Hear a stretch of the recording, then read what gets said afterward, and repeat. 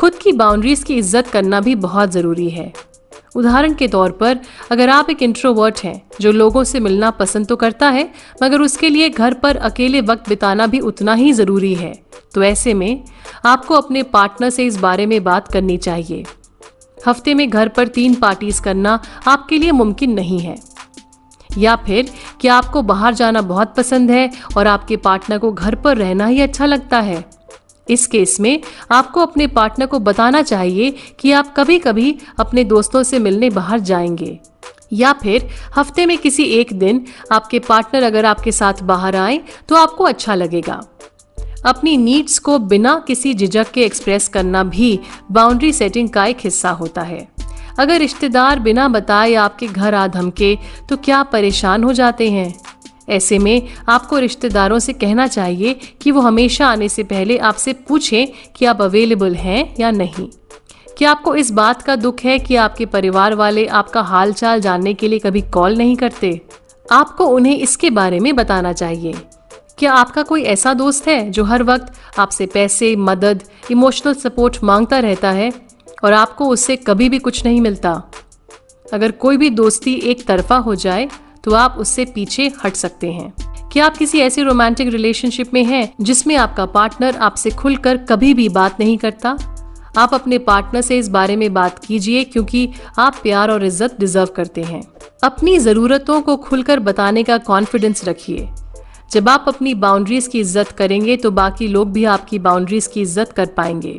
Boundaries हमारे emotions की हिफाजत करते हैं। बाउंड्रीज के जरिए हम लोगों को समझा पाते हैं कि अब हम अपना सच खुलकर बताएंगे और हम किसी और की जरूरतों को मन मारकर पूरा नहीं करेंगे। बाउंड्रीज हमें बदतमीज नहीं बनाते।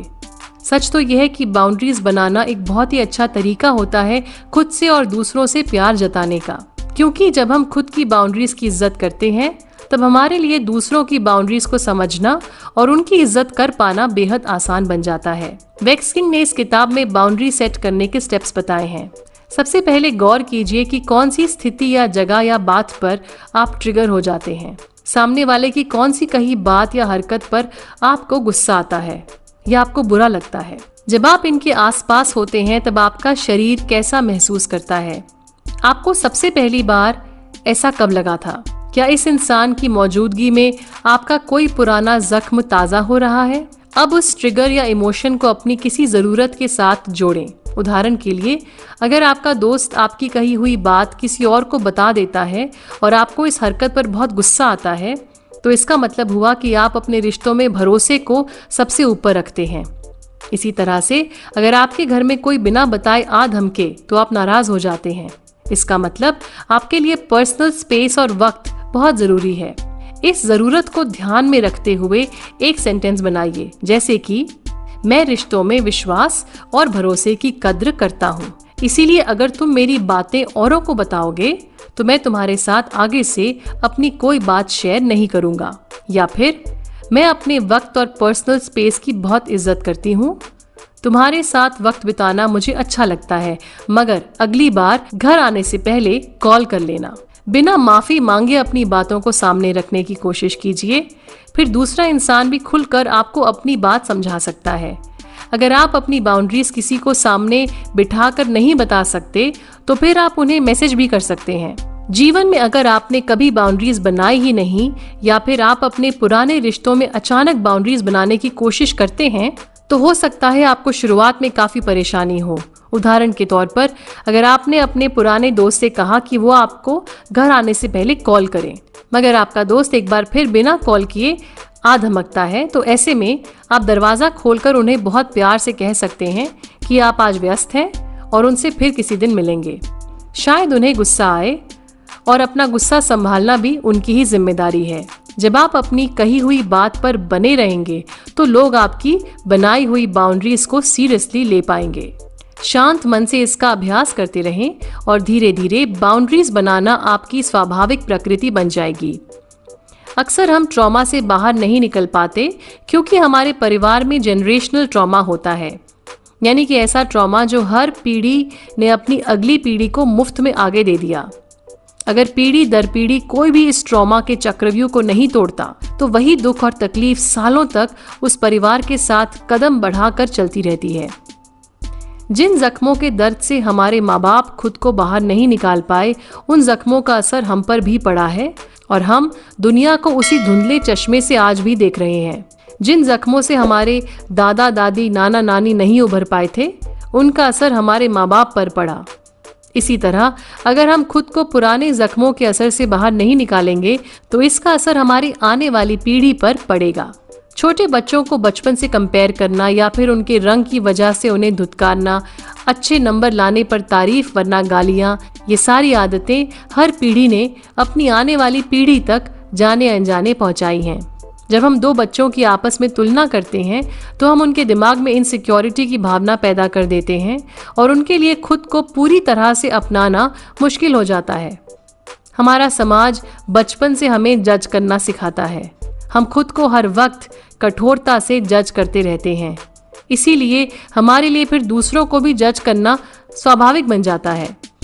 तुलना करने की बजाय हम प्रेरणा भी तो ले सकते हैं, लेकिन अगर हमने खुद को समझने की कोशिश की ही नहीं है, तो हम अपनी चेतना से काफी दूर होंगे और ऐसे में हम तुलना करके खुद को गिराएंगे, जिससे हमें ही तकलीफ होगी। तुलना करने की आदत एक पीढ़ी से दूसरी पीढ़ी तक आगे जाती रहती है और हमें ये बिल्कुल नॉर्मल लगता है। हमारे आसपास जब हर एक माँ बाप अपने बच्चे की तुलना किसी और के बच्चे के साथ कर रहे हैं, तो ये गलत कैसे हो सकता है? बड़ों की ये आदत बच्चों में छोटी उम्र से ही शर्म और दर्द की भावना भर देती है। इसी तरह से कई बार हम बच्चों को शर्मिंदा महसूस करवाते हैं। हमें लगता है कि ऐसा करने से उनकी कोई बुरी आदत छूट जाएगी, मगर अफसोस ऐसा कभी नहीं होता। तुलना करना आपके लिए एक आम बात हो चुकी है। इसका पता आप कैसे लगा सकते हैं? अगर आप में सेल्फ वर्थ की कमी है या फिर कॉन्फिडेंस बहुत कम है, आप हमेशा असंतुष्ट रहते हैं, दूसरों की ओर आप काफी जजमेंटल हैं, जलन, नफरत, दुख आपकी जिंदगी का हिस्सा बन चुके हैं। इसके अलावा आप जो नहीं हैं वो बनने की कोशिश करते हैं, बहुत ज्यादा या बहुत कम भोजन करते हैं।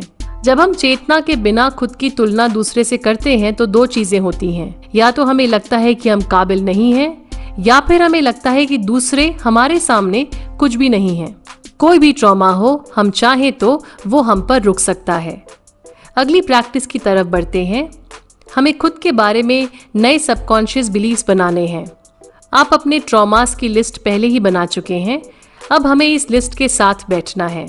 इसमें से कौन सा ट्रॉमा बड़ा है, कौन सा छोटा है, हर ट्रॉमा के साथ बैठिए और उसके बारे में सोचिए। ऐसा करने में आपको वक्त लग सकता है, कुछ घंटे या शायद कुछ दिन। ये प्रैक्टिस आसान नहीं है। बहुत सारा दबा हुआ दुख और दर्द ऊपर आ सकता है, मगर हम ऐसा करके अपने बिलीव्स को पूरी तरह बदलने की कोशिश कर रहे हैं और ये भी आसान नहीं है। तो शुरू करते हैं। एक शांत जगह पर कंफर्टेबली बैठ जाएं। अपने बगल में पानी का ग्लास या हर्बल चाय रख सकते हैं। अपनी लिस्ट को सामने रखिए, पेन लीजिए और एक ब्लैंक पेज पर लिखिए लिमिटिंग बिलीव्स, यानी कि वो सोच जिसने आपको आगे बढ़ने नहीं दिया है। अब अपनी आंखें बंद कीजिए, एक गहरी सांस नाक से अंदर लीजिए और मुंह से बाहर निकाल दीजिए। ऐसा हम और 2 बार करेंगे। इसके बाद सांसों को अपने नेचुरल रिदम में लौटने दीजिए। अब धीरे से आंखें खोलिए। अपनी लिस्ट में लिखी सबसे पहली मेमोरी को देखिए।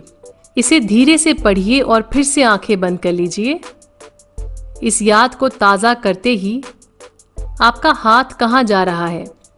पेट पर, दिल पर या शरीर के किसी भी हिस्से पर जहां वो याद सालों बाद भी फंसी हुई है।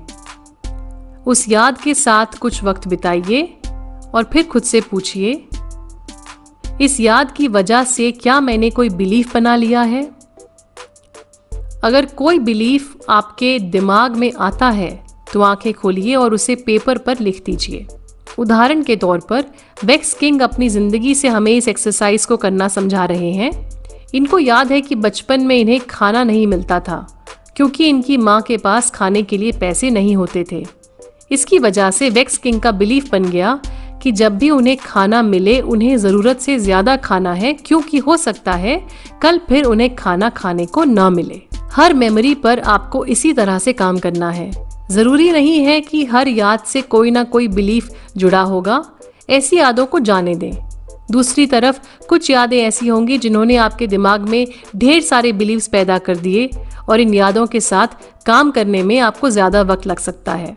पानी पीते रहिए और अगर मन ज्यादा भारी लगे तो कुछ गहरी सांसें भर सकते हैं। इसी तरह से पूरे लिस्ट पर ध्यान दीजिए।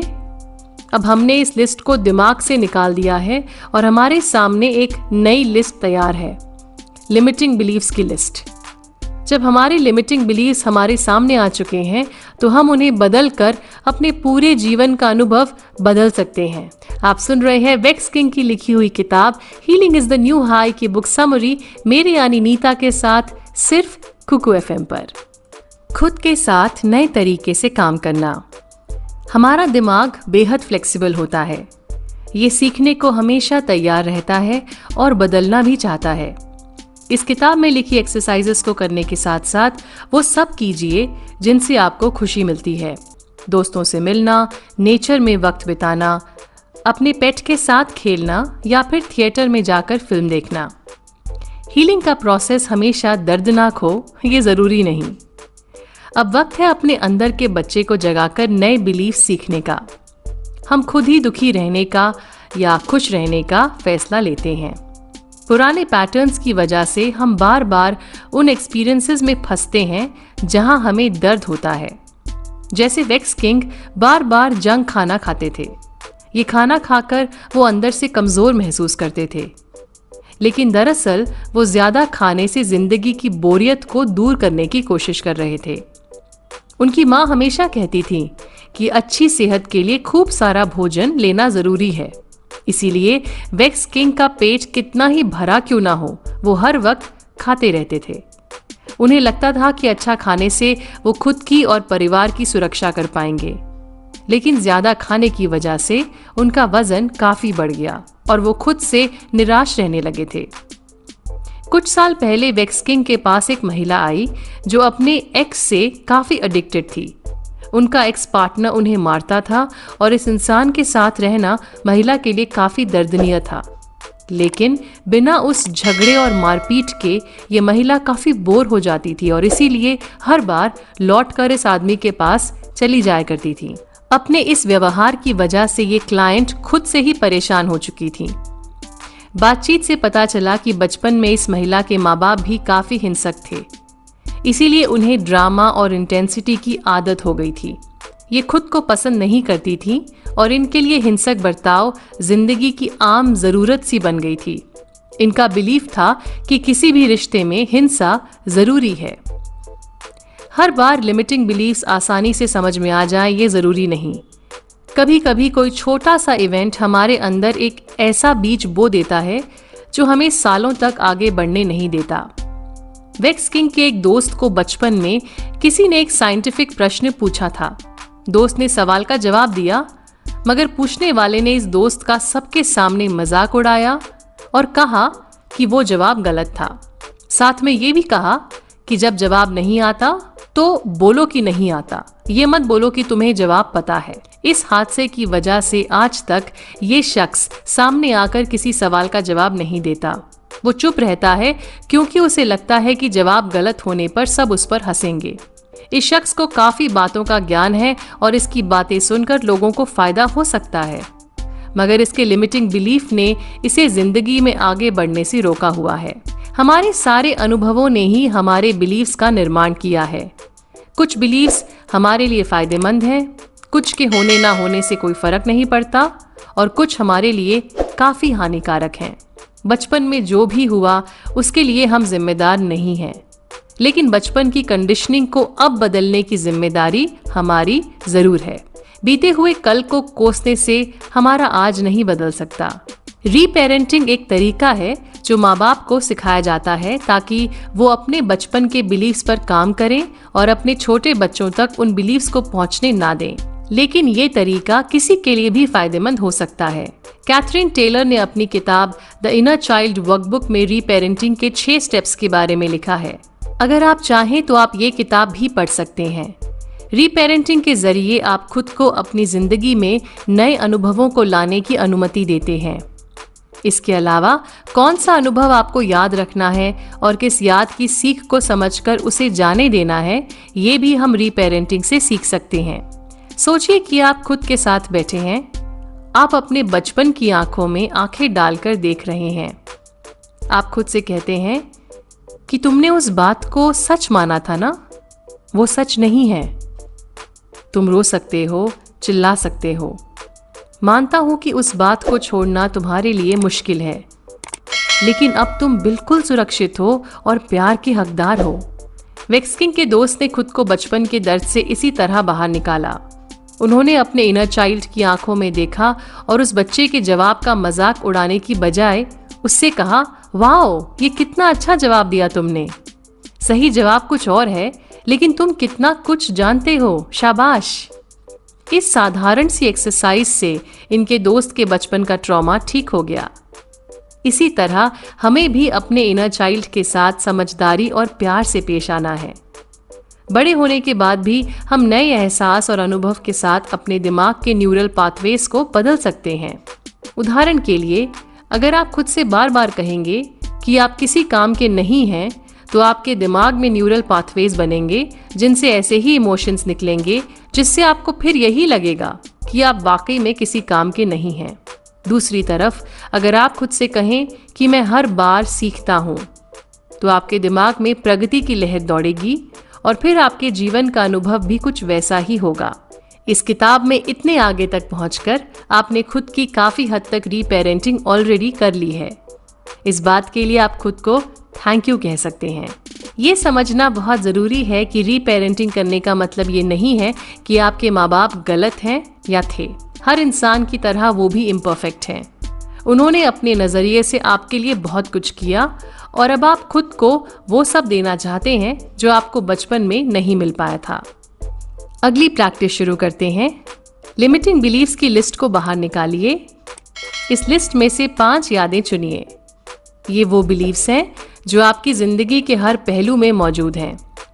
इन बिलीव्स की वजह से आप रिस्क्स नहीं ले पाते हैं, आपको अक्सर खुद पर डाउट होता है और आपके रिश्ते मजबूत नहीं बन पाते हैं। उदाहरण के लिए, वेक्सकिंग ने अपनी लिस्ट में से ये 5 लिमिटिंग बिलीव्स निकाले। मैं अपने भविष्य को बदल नहीं सकता और ये जीवन एक कभी ना खत्म होने वाला संघर्ष है। मैं हमेशा गरीब ही रहूंगा। मुझे जीवन में सच्चा प्यार कभी भी नसीब नहीं होगा। बाकी लोगों की तरह मेरे पास कोई खास टैलेंट नहीं है। मेरे विचारों को कोई भी सीरियसली नहीं लेगा। हो सके तो इस एक्सरसाइज को रात में सोने से पहले या सुबह उठते ही करने की कोशिश कीजिए। न्यूरोसाइंस के हिसाब से इस वक्त हमारे दिमाग के बदलने की क्षमता सबसे ज्यादा अधिक होती है। आपका सबकॉन्शियस माइंड जागरूक होता है और इस दौरान आप उसे अपने नए बिलीव्स के साथ प्रोग्राम कर सकते हैं। सबसे पहले नोटबुक और पेन लीजिए, साथ में पानी का ग्लास रखें। अब बाईं तरफ वो 5 बिलीव्स लिखें जो आपने अभी अभी चुने हैं। हर बिलीफ को पढ़िए और फिर खुद से पूछिए कि आपने इस बिलीफ को आज भी अपने जीवन का हिस्सा क्यों बनाया हुआ है। क्या इस बिलीफ से आपका जीवन बेहतर बन रहा है? अगर आप इस बिलीफ को हटा देते हैं तो फिर आपका जीवन कैसा होगा? अब दाईं तरफ अपना नया बिलीफ लिखें। ये बिलीफ लिमिटिंग नहीं है और ये आपको याद दिलाते हैं कि आप कितने शक्तिशाली हैं।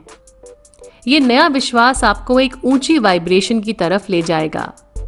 उदाहरण के तौर पे जानते हैं कि वेक्सकिंग ने अपने 5 बिलीफ्स को नए तरीके से कैसे लिखा। मेरे पास चुनने की शक्ति है, मैं सीख सकता हूँ और आगे बढ़ सकता हूँ। मैं अपनी किस्मत खुद बनाने की क्षमता रखता हूँ। दूसरा, मेरे पास पैसे कमाने की काबिलियत है, मैं जो चाहे खरीद सकता हूँ। तीसरा, मैं प्यार पाने और प्यार करने के लायक हूँ, मुझ में एक मजबूत रिश्ता बनाने और संभालने की क्षमता है। चौथा, मैं सबसे अलग हूँ, अपने अंदर के छुपे टैलेंट को तलाश कर मैं दुनिया में अपनी जगह बना सकता हूँ। पांचवा, मेरे विचार कीमती हैं और मुझे उन्हें दुनिया के साथ बांटने में खुशी मिलती है। अपना सारा ध्यान अपने इन नए बिलीव्स पर डालने की कोशिश करें।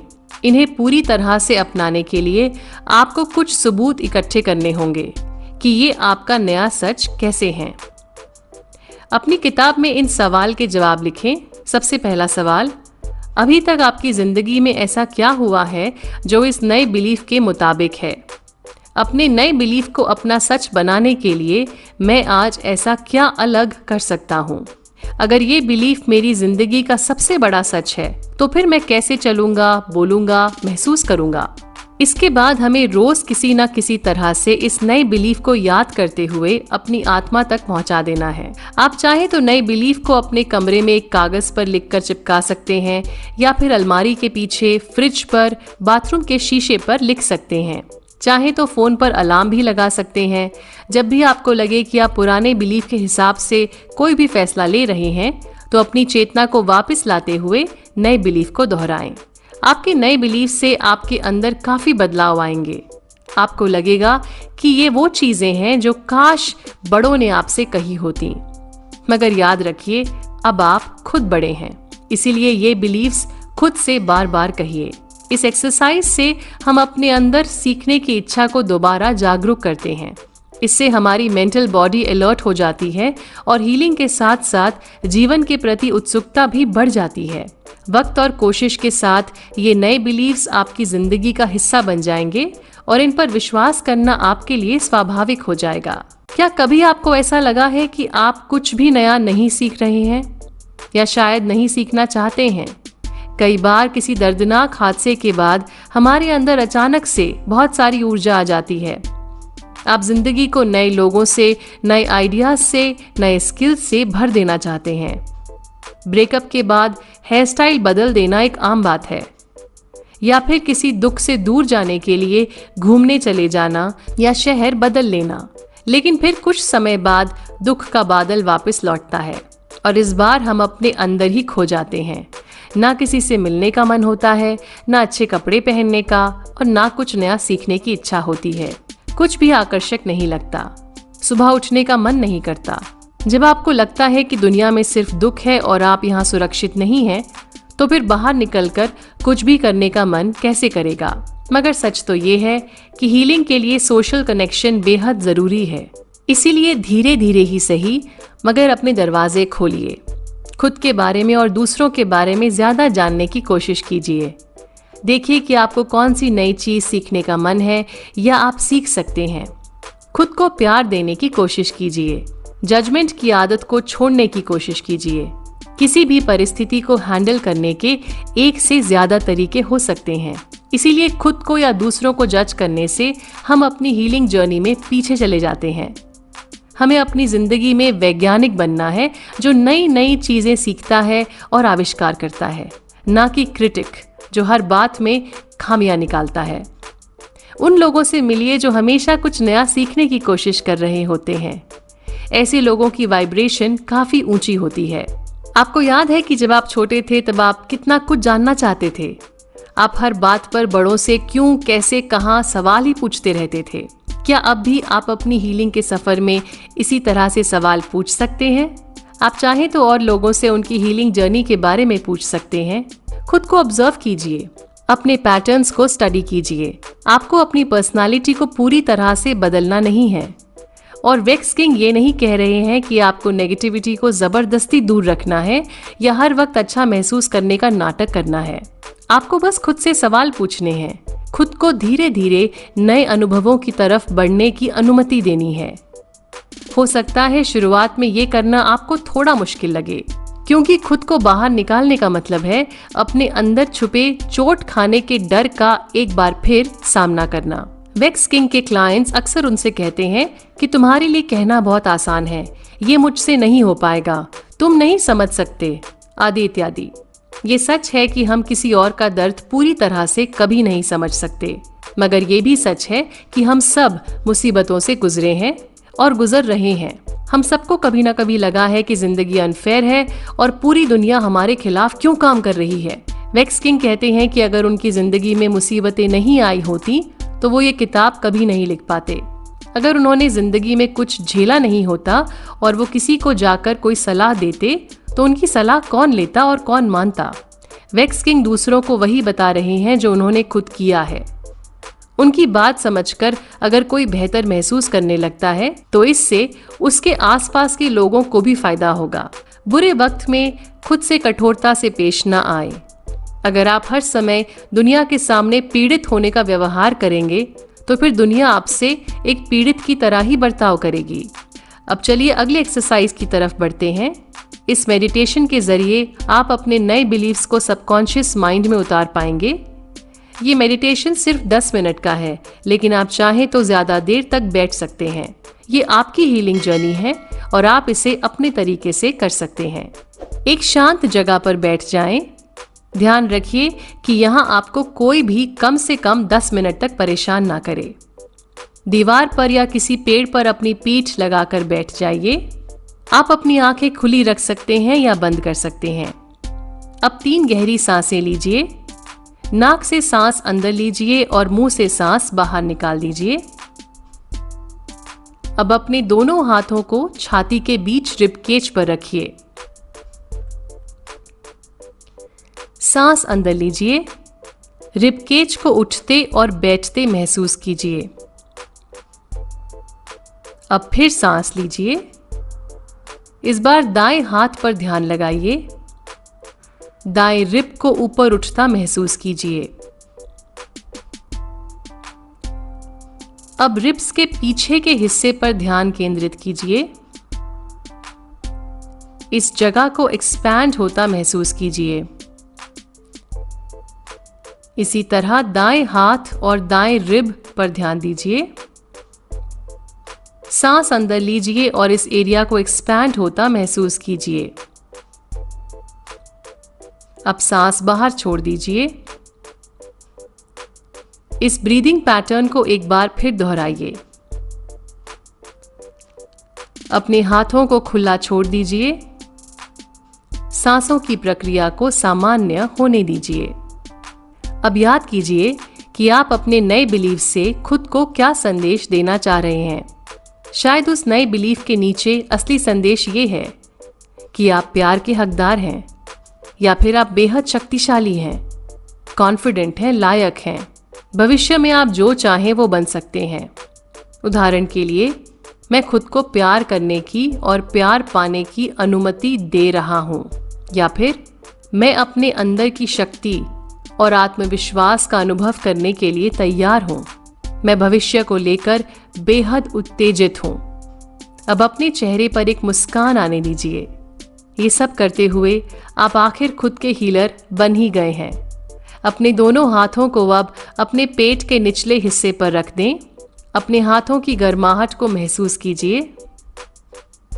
एक और गहरी सांस अंदर भरिए और फिर उसे मुंह से निकाल दीजिए। हमारा अभ्यास पूरा हो गया है। जब आपका मन करे आंखें खोल सकते हैं। आप सुन रहे हैं वेक्स किंग की लिखी हुई किताब healing is the new high की बुक समरी।